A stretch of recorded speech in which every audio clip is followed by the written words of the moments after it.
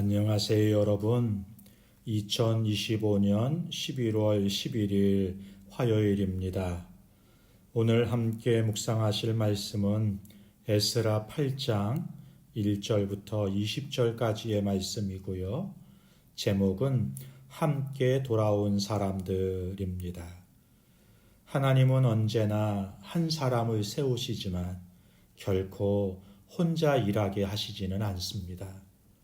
하나님은 항상 함께하는 사람들을 불러서 당신의 일을 이루시는 거예요. 오늘 본문은 바로 그 함께 돌아온 사람들의 이야기입니다. 에스라는 아닥사스다 왕의 칙령을 받고 예루살렘으로 귀환하려 합니다. 그는 성전과 예배를 회복하는 사명을 받았지만 그 일은 혼자서는 결코 이룰 수 없는 일이었어요. 그래서 하나님은 사람들을 부르셨습니다. 본문에는 귀환자 명단이 나옵니다. 겉보기엔 단순한 임명기록 같지만 그 안에는 하나님의 부르심에 응답한 믿음의 사람들이 있습니다. 본문을 함께 보죠. 첫 번째 단락이 1절부터 14절까지인데요. 하나님은 이름을 부르십니다. 본문 1절은 이렇게 시작이 됩니다. 이제 아닥사스다 왕이 통치할 때에 바벨론에서 올라온 자들은 이러하니라. 네, 에스라는 단순히 몇 명이 왔다가 아니라 누가 왔는가를 기록합니다. 그 이름들이 하나님의 마음에 새겨졌다는 뜻인 거죠.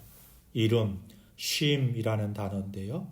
성경에서는 단순한 호칭이 아니에요. 그 사람의 존재, 정체성, 사명을 담고 있습니다.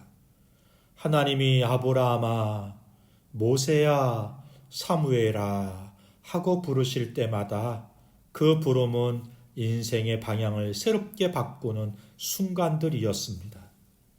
이 명단 속 사람들은 이제 안정적인 바빌론의 삶을 내려놓고 하나님의 부르심에 응답했습니다.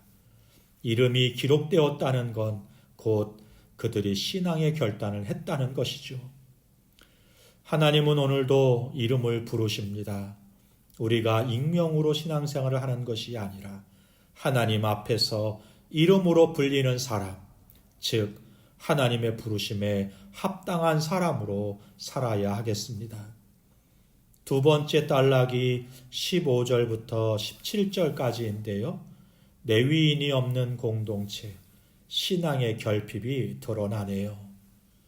에스라는 모든 사람들을 살펴봅니다. 그런데 심각한 사실 하나를 발견하게 돼요.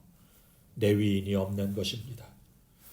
레위인은 하나님이 제사와 예배를 맡긴 사람들이잖아요. 히브리어로 레위인은 붙이다, 연결하다 라는 뜻을 가집니다. 그러니까 레위 사람들은 하나님과 사람을 잇는 사람입니다. 그런데 지금 고토로 돌아가는 명단에 레위 사람들이 없는 거예요. 하나님을 섬겨야 할 사람들이 사라졌다는 것입니다. 왜 이런 일이 생겼을까요? 레위인들은 성전 사역을 하도록 구별된 사람들이었습니다. 그 생계는 백성들이 드리는 11조와 예물로 유지되었죠. 그러나 포로기 이후에 백성들이 레위인의 목을 주지 않았던 것입니다. 느헤미야 13장 10절은 이렇게 말씀하세요. 레위 사람의 몫을 주지 않으므로 그들이 각각 밭으로 도망하였더라. 네, 레위인들은 살기 위해 성전을 떠나야 했던 것입니다.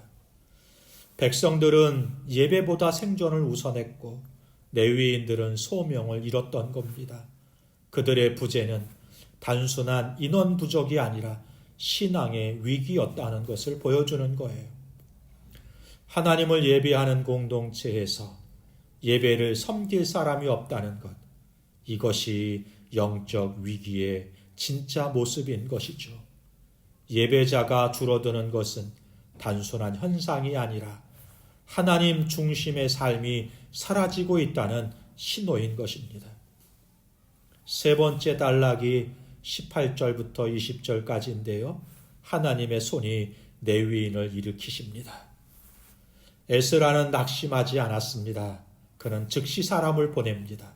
그는 사람을 세우고 요청하고 기도합니다. 그리고 하나님이 응답하십니다. 우리 하나님의 선한 손이 우리를 도우사 말씀하시잖아요. 여기서 하나님의 손은 에스라 전체를 관통하는 신학의 핵심 단어라고 할 수 있습니다. 그 손은 보호, 인도, 섭리, 공급을 상징하거든요. 하나님은 레위 사람 중에 세레비아와 하사바 등 38명을 감동시키십니다. 그들은 하나님의 손에 붙들려서 다시 예배의 자리를 회복합니다. 오늘날 목회자와 사역자들도 레위인의 부르심을 받은 사람들입니다. 그러나 사역자는 헌신만으로, 교회는 헌금만으로 유지되지 않는 것입니다. 서로의 신앙적 책임과 돌봄이 함께 할 때 교회는 건강하게 세워지는 것이죠. 교회 공동체는 말씀을 전하는 이들의 필요를 외면하지 말아야 합니다. 또한 사역자는 세상적 안정보다 하나님께 충성하는 믿음의 길을 걸어야 하는 것이죠. 부름받은 자와 부름에 동참하는 자가 함께 세워질 때 비로소 하나님 나라의 일은 지속될 수 있는 것입니다. 사랑하는 성도 여러분, 하나님은 오늘도 함께 돌아온 사람들을 찾고 계십니다. 하나님은 에스라를 통해 레위인을 다시 일으키셨습니다. 그리고 지금은 교회 안에서 레위인의 부르심을 이어받은 사람들, 곧 말씀을 전하고 예배를 섬기는 목회자와 성도들을 세우십니다. 하지만 오늘 우리 현실도 비슷합니다.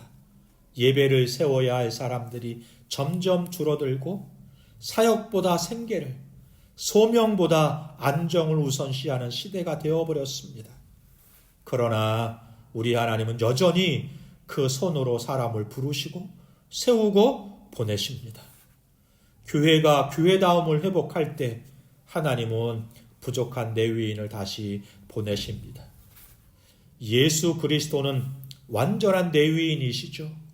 곧 하나님과 사람 사이를 잇는 중보자로 오신 거예요.